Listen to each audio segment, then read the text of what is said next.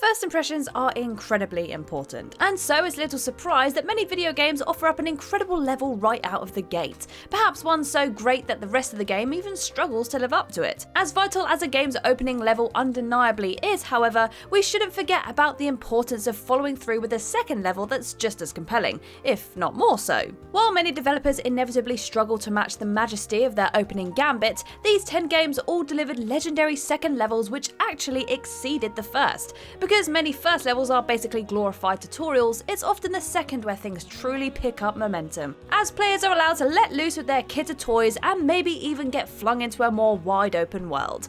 No matter how they did it though, these 10 video games delivered some of the all-time greatest second levels the medium has ever seen, and probably don't get enough credit for it. I am Kirsten from WhatCulture Gaming, and these are 10 greatest second levels in video games. Number 10. HELIPORT, Metal Gear Solid. Though Hideo Kojima's innovative stealth masterpiece begins with players thrown into the Shadow Moses dock, this small section more or less serves as a tutorial of sorts, getting players to grips with the controls and basic combat mechanics. The real meat of the game, however, kicks off when Snake takes the elevator up to the island's heliport. Players must find a way to sneak through the chilly locale, undetected, ideally, in order to reach the tank hangar. While it might seem quaint by modern standards, the heliport is basically a stealth sandbox, offering up innumerable possibilities for players to reach their goal.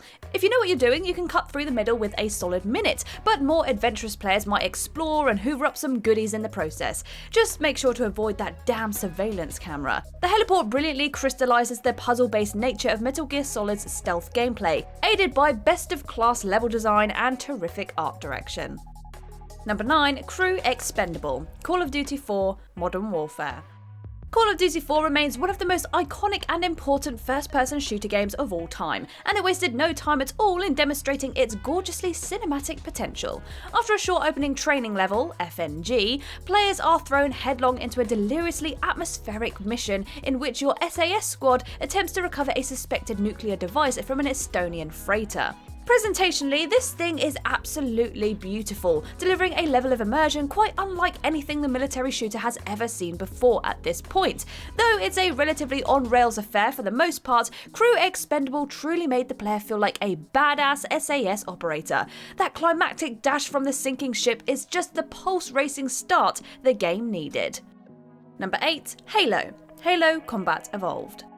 Though Halo's opening level, the Pillar of Autumn, is a decent enough introduction to the sci-fi shooter's core mechanics, it's not until the second mission, Halo, that you're spat out into the wide open world and given free license to have at it. After being funneled through relentless corridors in the first level, the second level's expansive sandbox is a major breath of fresh air, both literally and figuratively, allowing players to soak in Halo's lush vistas before getting down to business. What really takes this mission to the next level is both its open-ended design, with players able to tackle a number of objectives in any order they wish, and the fact that it introduces players to the series' signature vehicle, the Warthog.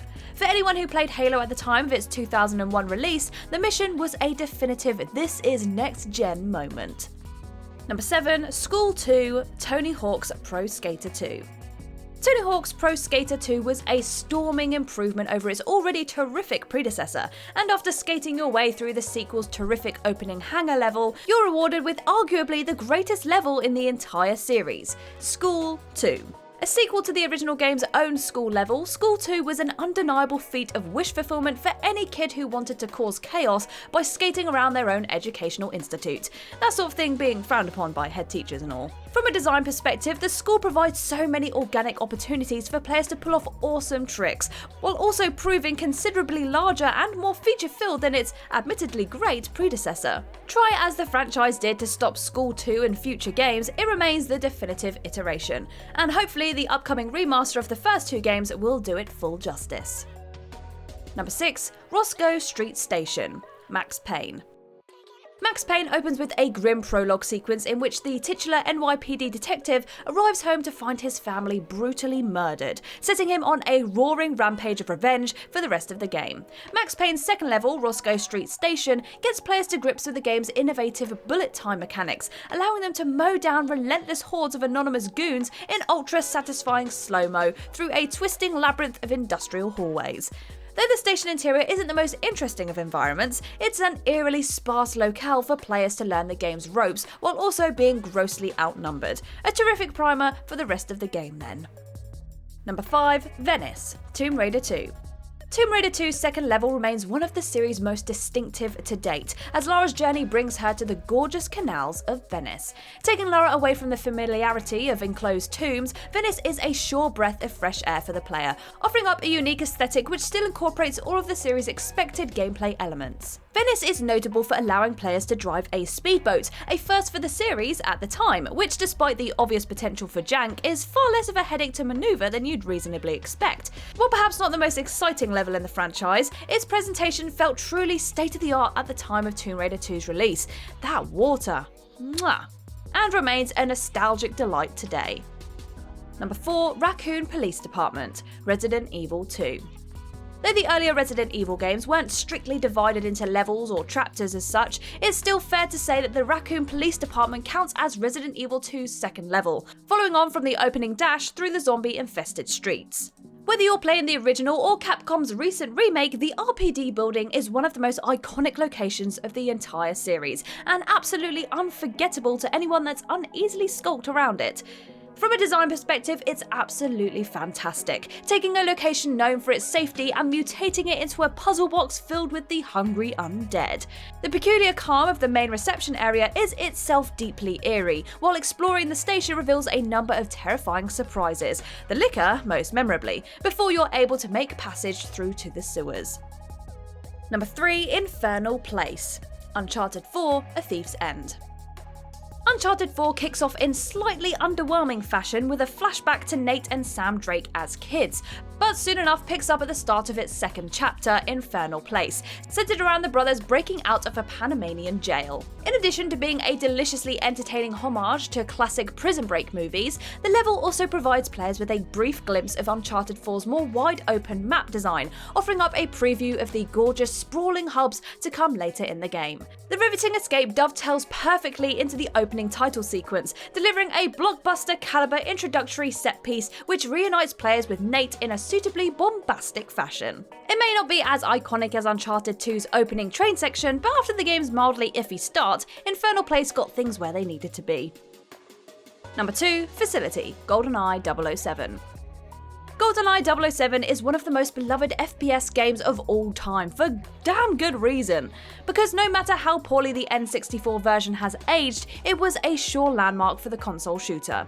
Though the game memorably opens by reenacting the movie's iconic dam sequence, it's the second level, Facility, which remains embedded in many players' minds almost 25 years later. The mission tasks players with blowing up a series of gas tanks inside a chemical weapons facility, and from that opening crawl through the ventilation shaft onward, it's a joyous feat of wish fulfillment. No other level in a Bond video game has captured quite this succinctly what it should feel like to be 007, sneaking around a ridiculous locale while kitted out with the awesome gadgets, namely remote mines, to get the job done. But it gets better, because Facility is also playable in the game's legendary multiplayer component, and just about anyone who grew up with the game will remember the countless joyous hours they spent battling their friends in Facility's toilets.